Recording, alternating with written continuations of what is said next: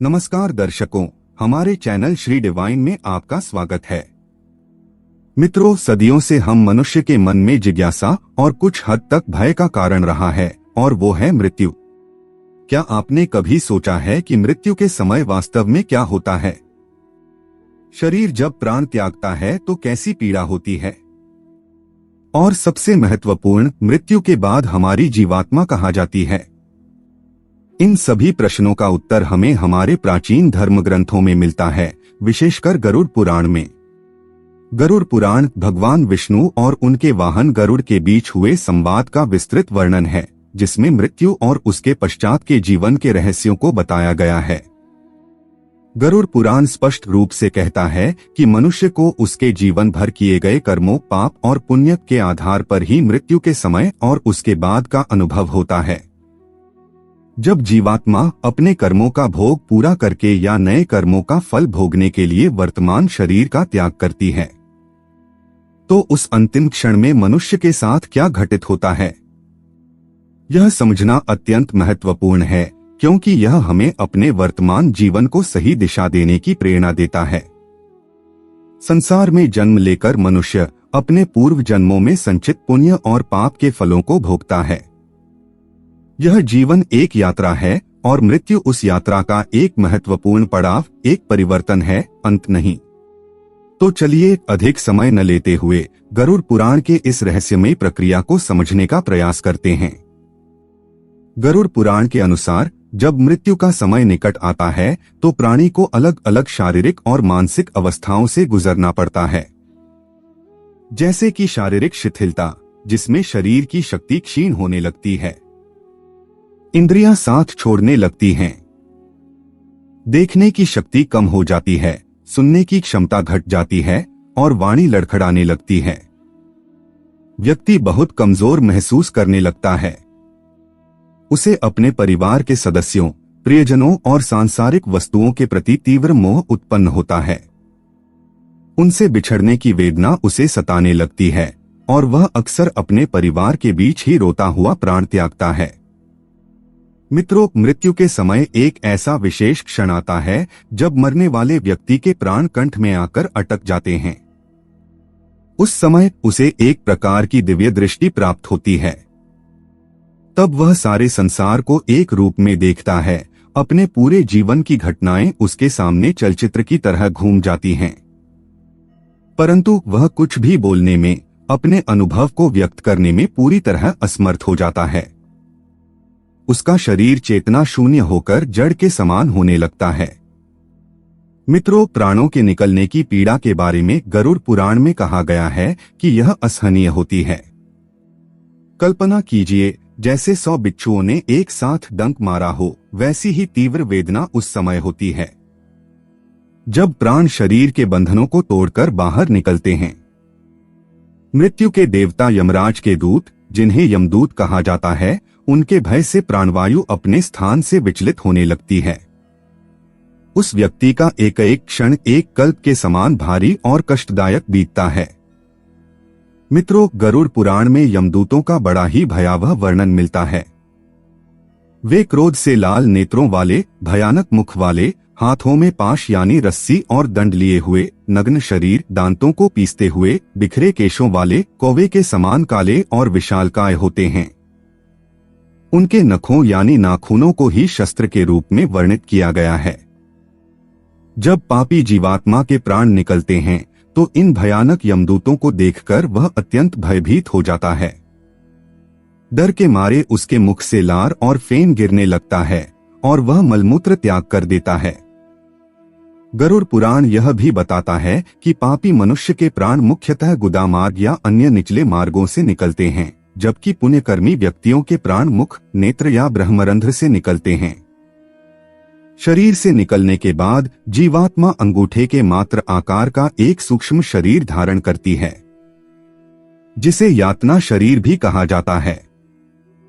यमदूत उस अंगूठे के समान शरीर के गले में रस्सी या पाश बांधकर उसे बलपूर्वक यमलोक की ओर खींचकर ले जाते हैं।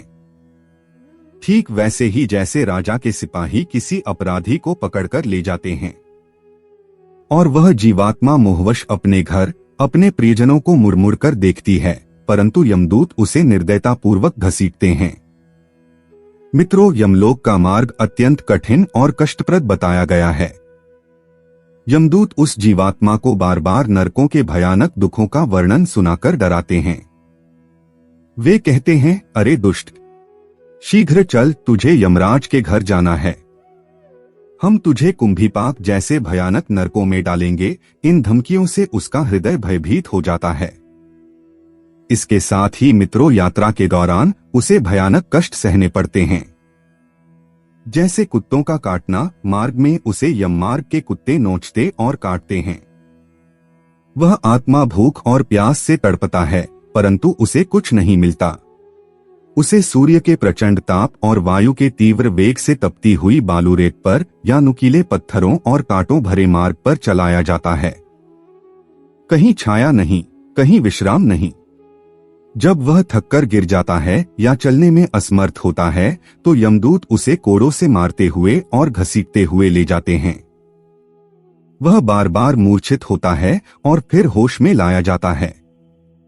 लेकिन मित्रों, यह जानना महत्वपूर्ण है कि यह भयावह यात्रा केवल पापी आत्माओं के लिए वर्णित है।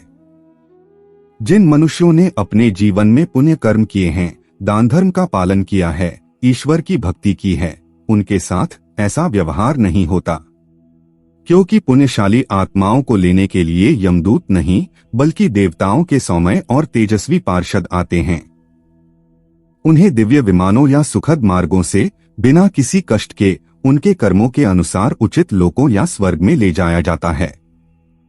उनकी यात्रा आनंददायक और सम्मानपूर्ण होती है। इसलिए हमारे कर्म ही हमारी मृत्यु के बाद की यात्रा का निर्धारण करते हैं। इस प्रकार अनेक कष्टों को सहते हुए पापी जीवात्मा अंतः अंधकारमय यमलोक पहुंचती है। वहां उसे यमराज के दर्शन होते हैं, जो धर्म और न्याय के देवता हैं। यमराज के समक्ष चित्रगुप्त जीवात्मा के जीवन भर के कर्मों का लेखा जोखा प्रस्तुत करते हैं। यमदूत उसे विभिन्न नरकों की झांकी भी दिखाते हैं, जहां भिन्न भिन्न पापों के लिए भिन्न भिन्न प्रकार की यातनाएं दी जाती हैं। इन दृश्यों को देखकर जीवात्मा कांप उठती है। गरुड़ पुराण में कई प्रकार के नरकों का वर्णन है, जैसे कुंभीपाक, रौरव, महारौरव, तामिस्र आदि, जहां पापियों को उनके कर्मों का दंड भोगना पड़ता है। मित्रों, एक महत्वपूर्ण बात जो गरुड़ पुराण में बताई गई है, वह यह है कि यमलोक में सभी यातनाओं और नरकों का दृश्य देखने के बाद यमराज की आज्ञा से वह जीवात्मा पुनः कुछ समय के लिए मनुष्य लोक में अपने पुराने घर के पास वापस आती है। इसका उद्देश्य होता है कि वह अपने परिजनों द्वारा किए जा रहे श्राद्ध, पिंडदान आदि क्रियाओं को देख सके और उनसे तृप्ति प्राप्त कर सके। यह समय आमतौर पर 10 से 13 दिनों की मानी जाती है। इस दौरान वह अपने सूक्ष्म शरीर से अपने परिवार के क्रियाकलापों को देखती है, परंतु कुछ कर नहीं पाती। तो दर्शकों, गरुड़ पुराण हमें मृत्यु और उसके बाद की यात्रा के बारे में एक विस्तृत दृष्टिकोण प्रदान करता है। इसका उद्देश्य हमें डराना नहीं, बल्कि सचेत करना है। यह हमें बताता है कि हमारे प्रत्येक कर्म का परिणाम निश्चित है। जैसा हम बोएंगे वैसा ही काटेंगे। मृत्यु जीवन का एक अटल सत्य है, परंतु मृत्यु के बाद की हमारी गति कैसी होगी, यह हमारे वर्तमान जीवन के कर्मों पर निर्भर करता है। इसलिए हमें सत्कर्म करते रहना चाहिए, धर्म का पालन करना चाहिए और मोहमाया में अत्यधिक लिप्त न होकर आध्यात्मिक उन्नति का प्रयास करना चाहिए। हम आशा करते हैं कि गरुड़ पुराण पर आधारित हमारी यह वीडियो आपको पसंद आई होगी और इससे आपके ज्ञान में वृद्धि हुई होगी। इसके आगे जीवात्मा के साथ क्या क्या घटित होता है, यमलोक में न्याय कैसे होता है और विभिन्न कर्मों के क्या फल मिलते हैं, यह हम आपको गरुड़ पुराण श्रृंखला के अगले भागों में बताएंगे। यदि आपके कोई प्रश्न या विचार हैं, तो कृपया नीचे कमेंट सेक्शन में हमें बताएं। इस वीडियो को अधिक से अधिक शेयर करें ताकि यह महत्वपूर्ण ज्ञान दूसरों तक भी पहुंच सके। और हाँ, अगर आपने अभी तक हमारे चैनल श्री डिवाइन को सब्सक्राइब नहीं किया है, तो कृपया सब्सक्राइब करें और बेल आइकॉन को दबाना न भूलें ताकि आपको हमारी आने वाली वीडियो की सूचना मिलती रहे। तब तक के लिए स्वस्थ रहें, सचेत रहें और सत्कर्म के मार्ग पर चलते रहें। जय श्री राम।